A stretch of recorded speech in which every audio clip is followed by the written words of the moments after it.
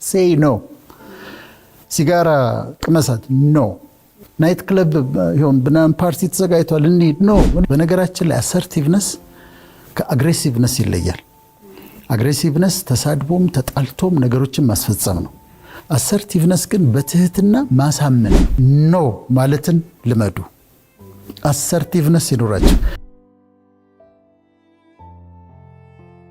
በስነ ልቦና አሰርቲቭነስ ይባላል። ምን ማለት እንደሆነ በምሳሌዎች ላስረዳ። ከዚህ ለስራ አንድ ቦታ እየሄድሽ ነው። ሌትስ ሴ ለንደን ልትሄጂ ነው። ትኬት ቆርጠሻል። ትኬት ስትቆርጪ ወንበር መርጠሻል።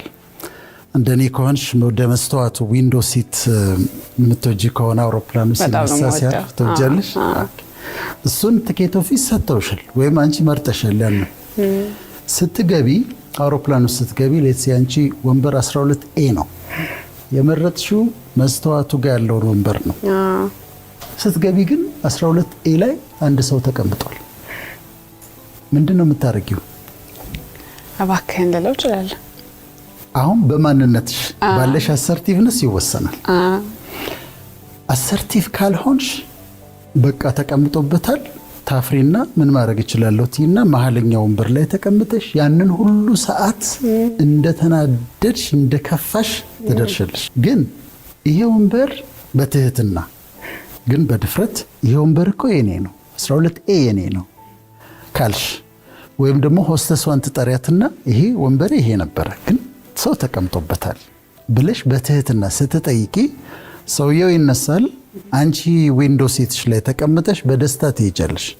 ይሄ አሰርቲቭነስ ይባላል። አንዱ ትርጉሙ አሰርቲቭነስ ከይሉኝታ ርቀሽ መብትሽን የማስጠበቅ ችሎታ አሰርቲቭነስ ይባላል። ሁለተኛ ምሳሌ እኛ ሜዲካል ስኩል እያለን ሕክምና ተማሪዎች እያለን ጓደኛሞች ሲያወሩ ወንዶቹ ጓደኞቻችን አንቺ ይባባላሉ እና አንቺ ያጠናሽ እንደው ዛሬ በጣም እያጠናሽ ነው ደግሞ በጣም አሪፍ ሰራሽ ፈተናውን ይባባላሉ። አንድ ቀን ከመሐከላችን አንዱ በጣም ዲሲፕሊን የሆነ ጓደኛችን ነው ተነሳና አንድ ጊዜ ይቅርታ አድርጉልኝ አለ። እኔ ያለ አንቺ ሲሉኝ አልወድም አለ። ስለዚህ አንቺ አትበሉኝ አለ። ስታወሩ አንቺ ምናምን እናንተ ከፈለገ እኔ ግን አትበሉኝ፣ እኔ ወንድ ነኝ አንቺ መባል አልፈልግም አለ።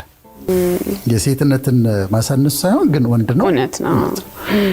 ከዛ ቀን ጀምሮ ሁሉም ተማሪ እሱን ማንም ሰው አንቺ አይለውም። አሁን ምንድነው ያደረገው? መስመር ነው ያሰመረው። አሰርቲቭነስ ማለት በህይወትሽ የምታሰምሪው መስመር ነው። ከዚህ አትለፊ፣ ከዚህ አትለፉ። ይሄ እኔ ባውንደሪ ነው። ባውንደሪውን አስመር ያለሁና በቃ ጓደኞች እንዲያትበሉኝ ማለት አሰርቲቭነስ ነው። መብታችንን ማስከበር ማለት ነው። መብትሽን ማስከበር፣ መስመርሽን ማስመር፣ የማትወጂውን ነገር መናገር፣ ይሄን አልወድም እንዲህ ሲሉኝ አልወድም ማለት እሱ አሰርቲቭነስ። ሌላ ምሳሌ ልንገርሽ። አንድ ሰው አንዲት ሴትን ይወዳታል፣ ፍቅር ይዞታል። ቴክስት ያደርጋል፣ ይደውላል፣ ቴክስት ያደርጋል፣ ይደውላል። አላሳዝንሽም ወይ ይላታል። እሷ ነው ትላለች።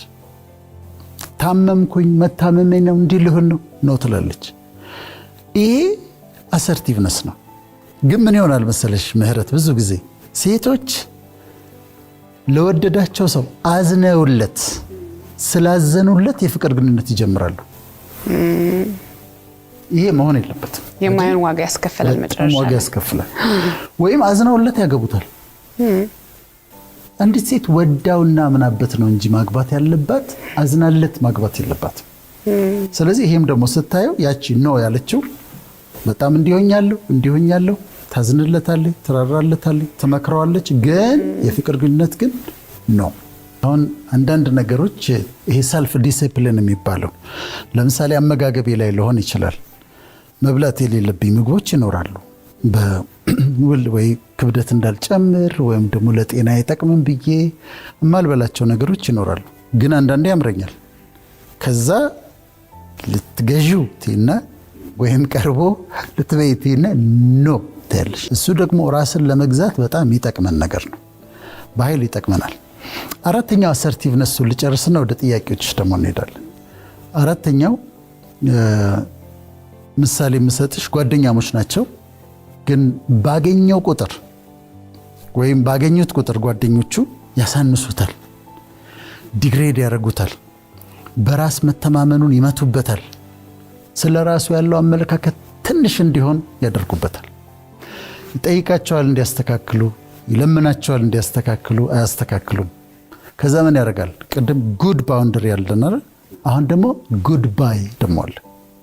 ጉድ ባይ መለየት ካለብሽ የምትለይበት ውሳኔም እሱም አሰርቲቭነስ ነው። በነገራችን ላይ አሰርቲቭነስ ከአግሬሲቭነስ ይለያል።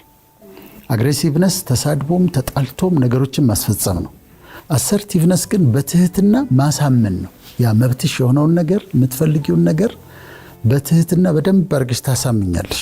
ስለዚህ አሁን ያረግሽው አንቺ ማሳመን ነው። ከዚሁ ጋር ተያይዞ ግን አሁን ተማሪዎች ስለሚያዩን በደንብ እንዲሰሙን የምፈልገው ነገር አለ። አሁን ባነሳሽው ሀሳብ ላይ ጓደኞቻችሁ ይመጡና ለተማሪዎቹ እየተናገርኩ ነው፣ እቺን ሞክራት ይላሉ። ሁላችንም እኮ እናጨሳለን እና እቺን ሞክራት ይሉታል። አሁን እሺ በማለቱና እምቢ በማለቱ መካከል ህይወቱ ይወሰናል። ማለት ላይፍ ነው ዲተርሚንድ የሚሆነው። እሺ ካለና አንዴ ከቀመሰው የማይወጣበት ወጥመድ ውስጥ ሊገባ ይችላል። እምቢ ካለና ጓደኞቼ ቢያዝኑ ይሻላሉ ካለ ግን ያመልጣል። ስለዚህ እኔ የምላቸው ወጣቶችን፣ ተማሪዎችን እምቢ በሉ። ዛሬ ኢቢኤስ ያመጣላችሁ ጥሩ ቶፒክ አለ። ሴይ ኖ። ሲጋራ ቅመሳት ኖ። ናይት ክለብ ይሁን ብናን ፓርቲ ተዘጋጅቷል እንሂድ ኖ። እኔ የመጣሁት እዚህ ኮሌጅ ተማሪዎችም ሊሆን ይችላሉ። አንዲት ሴት ይነዘንዟት ይሆናል እንዲህ ካልሄድን፣ ጭፈራ ካልወጣን። እኔ የመጣሁት እዚህ ዩኒቨርሲቲ የመጣሁት ኮሌጅ የመጣሁት ለዓላማ ነው፣ ለመማር ነው የመጣሁት ኖ ማለትን ልመዱ። አሰርቲቭነስ ይኖራቸው። እኔ ሃይ ስኩል ቦሌ ነው የተማርኩትና ጓደኛሞች 4 ነበር። ከዛ ትምህርት ቤት እየሄድን ሁለቱ በተለይ ጓደኞቻችን ንቅጣው ይባባላሉ። ክላስ ንቅጣ ይላሉ። ከዛ እኔ በፍጹም እላለሁ፣ በፍጹም እንቅራንት ምን የት ትደርሳለሁ ብለህ ነው ይሉኛል። የት ደርሳለሁ ብለህ እስቲ እናያለን የት እንደምትደርስ ምናምን ይሉኛል። ሌላ አንዱ ጓደኛዬ አሸንፈዋለሁ ወደ እኔ ይመጣል። ዳይታብዬ ይባላል፣ አሜሪካ ነው ያለው እና አሸንፈውና ወደ እኔ ወስደዋለሁ ወደ ትምህርት ቤት። እነሱም ቢ ብለው ይቀራሉ። ኖ ማለት በጣም በጣም አስፈላጊ ነገር ነው። የፒር ፕሬሸርን ወጣቶች የሚቋቋሙበት ኖ በማለት የሚያመልጡት ችግሮች አሉ በብዛት እና ሊለማመዱት የሚገባ። ስለዚህ እዚህ ጋም አይ ማለት ኖ በጣም እኮ አሪፍ ነገር ነው። ስለዚህ አሁን እንዲለምዱት ነው የምንፈልገው። አሰርቲቭነስን መብታቸውን ማስጠበቅ ያለባቸው ቦታ ላይ በትህትና በአክብሮት፣ ባውንደሪ ማስመር ያለባቸው ቦታ ላይ በትህትና በአክብሮት፣ እምቢ ማለት ያለባቸው ቦታ ላይ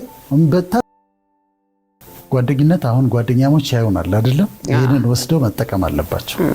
ምን ያድርጉ? ሲገናኙ 3-4 ቢሆኑ የማይወዱትን ነገር ይነጋገሩ። እኔ እኮ የኛው እኮ አልወደውም ትበልና ትንገራቸው ወይም ይንገረው። ያው እንትን እያልኩ ነው እንጂ እቺኛዋን ቀልድ አልወዳትም። ለምሳሌ በአካል ላይ የሚቀለዱ ቀልዶች አሉ። በቆዳ ቀለም፣ በቁመት ርዝመት ማጠር እንደዚህ የሚቀለዱ ቀልዶች አሉ። ላይወደው ይችላል፣ እሱ ላይወደው ይችላል፣ ግን ዝም ብሎ ይስቃል። ግን ሁሌ ይከፋዋል፣ ውስጡን ያብሰለስላል በጣም። ስለዚህ ጓደኛሞች ከሆኑ ግልጽነት ማምጣት አለባቸው። እቺኛዋን ነገር ነው የማልወዳት፣ እንደውም እቺን ፕሮግራም አብረው አይተው መነሻ ሊያደርጉት ይችላሉ። ይሄኛውን ነገር አልወደውም ማለት። ሌላ ጓደኝነት ላይ ይሉኝታ ሲይዝ አንዷ ለምሳሌ የልጇን ትምህርት ቤት ልትከፍል ነው። ሰኞ ትምህርት ቤት መክፈል አለባት። ቅዳሜ ጓደኛዋ ትመጣና ብር አበድሪኝ ትላታለች። አሁን እሷ ብታበድራት ጥሩ ነው፣ ብትሰጣት እኮ ጥሩ ነው። ግን የልጇን ትምህርት ቤት ሰኞ መክፈል አለባት። ግን በይሉኝታ ምን ታደርጋለች? ጓደኛዬ ጠይቀኝ እንዴት አልሰጣትም ብላ ትሰጣታለች። ሰኞ ከትምህርት ቤት ይደወልላታል። ይሄ የማይሆን ነገር ነው። ስለዚህ ማስረዳት።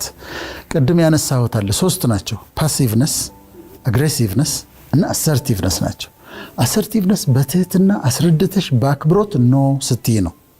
አግሬሲቭነስ ለምሳሌ አውሮፕላን ውስጥ ገብተሽ ወንበርሽ ላይ ከተቀመጠው ሰውዬ ጋር ከተጣላሽ ነው። ወንበሬ ነው ተነሳ ምናምን ብለሽ ከተጣላሽ አግሬሲቭነስ ነው። ፓሲቭነስ መካከለኛው ወንበር ላይ በቃ ምንም ማድረግ አልችልም ብለሽ ስትቀመጪ ፓሲቭነስ ነው። ከነዚህ ሁሉ በጣም ጥሩ አሰርቲቭነስ ነው። ሲኒማ ቤት ገብተሻል እንበል። ሲኒማ ቤት ገብተሽ ከኋላሽ የተቀመጠው ሰውዬ እግሩ እንደዚህ ያጫወተ እግሩ ይነቃነቃል እና እግሩን ሲያነቃንቅ ወንበሩን ይመታዋል፣ ጓ ያደርጋል። አሁን ፓሲቭነስ ከሆነ የምትከታዩ ጸጥ ብለሽ እንደተቃጠልሽ ዝም ብለሽ ጨርሰሽ ትወጫለሽ።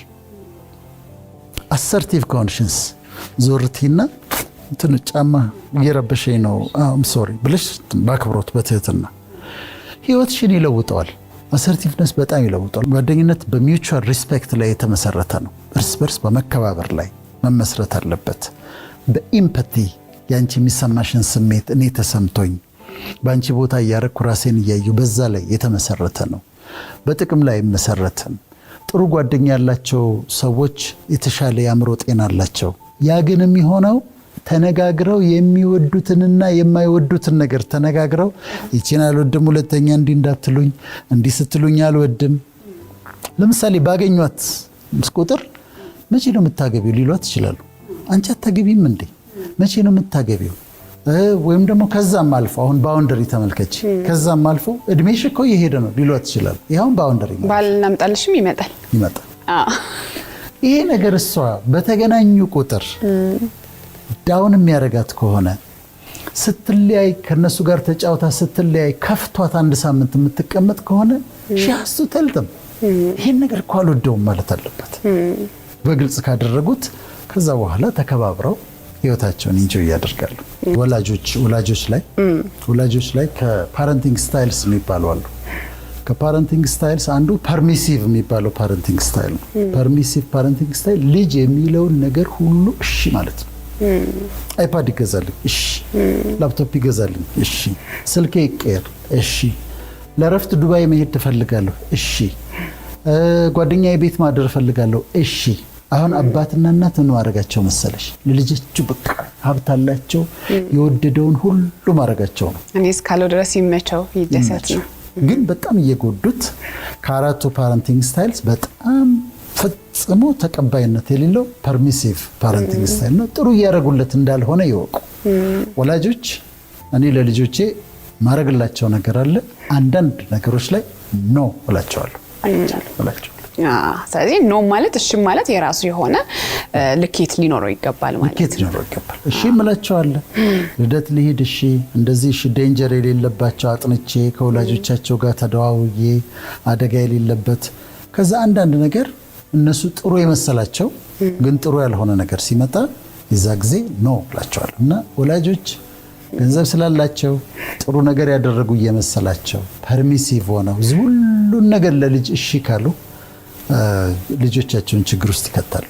ኖ የምንለው ቅድም እንዳልነው በህይወታችን ወሳኝ የሆነ አሁን ለተማሪዎች እንደነገርናቸው ህይወታችንን የሚጎዳ ከሆነ አእምሯችን ላይ ጭንቀት እያመጣብን ከሆነ አንዛይቲ እያመጣብን ከሆነ ያ ጉዳይ ለምሳሌ ቃላቱ፣ ቀልዱ ጭንቀት እያመጣብን ከሆነ ድብርት እያመጣብን ከሆነ ዲፕሬሽን፣ ያንን ነገር ካሳለፍን በኋላ ሄደን ዳውን ሆነን የምንቀመጥ ከሆነ ዲፕሬሽን እያመጣብን ከሆነ የአእምሮ ጤናችንን እየጎዳብን ከሆነ ማንበቢያ ጊዜያችንን የሥራ ጊዜያችንን እየጎዳብን ከሆነ እነዚህ ነገሮች ኖ ማለት አለብን። ስለዚህ ጊዜያችንን የሚፈጅብን ከሆነ ገንዘባችንን የምናጣበት ከሆነ የልጆቻችን የምንሰጠውን ጊዜ የሚወስድብን ከሆነ ጭንቀት የሚያመጣብን ከሆነ ድብርት የሚያመጣብን ከሆነ አላስፈላጊ ሪሌሽንሺፕ ውስጥ የሚያስገባን ከሆነ ቅድም እንዳልነው ኖ ማለት ባለመቻል ስላሳዘናት ፍቅረኛዋ ካረገችው ራሷን ከባድ ችግር ውስጥ ይሄ ደግሞ የማይወጣበት ችግር ነው። ከባድ ችግር ውስጥ ሊጋቡ ይችላሉ፣ ግን በህይወት ዘመኗ የምትጸጸትበት ትዳር ይሆናል። ዩኒቨርሲቲ ተማሪ ሆና በንዝነዛ አንዱ ተማሪ ወደድኩሽ አበድኩ ምናምን ልቤ ተቃጠለ ብሎ ከዛ እስከሷ ጋር ግንኙነት ጀምሮ ወደ ጾታዊ ግንኙነት ከወሰዳት ምን ይሆናል? ስለሚያዩን ነው ወጣቶች። እርግዝና ይመጣል፣ ሴክሹዋሊ ትራንስሚትድ ዲዚዝ ይመጣል፣ ኮምፕሊኬሽን ይመጣል፣ አደጋ ይመጣል። በኋላ ልትተወው ስትል አንዴ ከጀመሩ በኋላ አልተውሽም ይመጣል፣ ቫዮለንስ ይመጣል። ኖ ማለት በአክብሮት እና በትህትና እጅግ በጣም አስፈላጊ